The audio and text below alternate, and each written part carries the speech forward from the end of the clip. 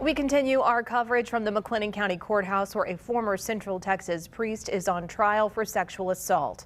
Anthony Odiong is being accused of sexual assault by 9 different women. DNA tests revealed that one of those women had a child fathered by Odiong. 3 alleged victims are expected to testify in the trial. Testimony began this morning.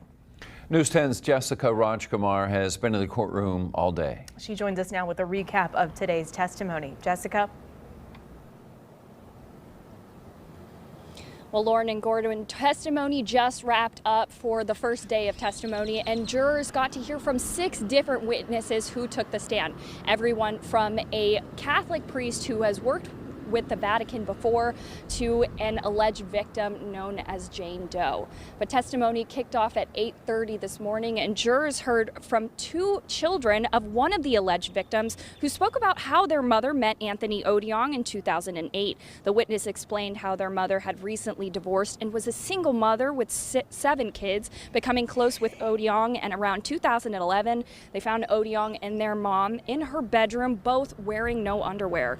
Defense attorneys maintained that since the children were young at the time, their memory of the incident where they saw Odiong might not be accurate today. The third witness on the stand was former Baylor University chaplain Burt Burleson, who explained how he came into knowledge of the incident since Odiong was a part of the St. Peter's Catholic Student Center with Baylor. Burleson says when he found of the incident, he thought it was profoundly inappropriate, but did tell defense lawyers he did not keep up with the case after he spoke with the alleged victim once. The fourth witness was a Catholic priest and Notre Dame law professor who is also a former prosecutor for the Vatican, working more than 1,000 child sex abuse cases. Father John Paul Kynes testified about the typical rules priests must follow. Now, the Catholic Church deals with religious figures who don't uphold their duties. The fifth witness to take the stand was an alleged victim of Odiong's known as Jane Doe. Jane Doe talked about how she met Odiong through St. Peter's in 2010, seeking help to navigate her abusive relationship with her then husband.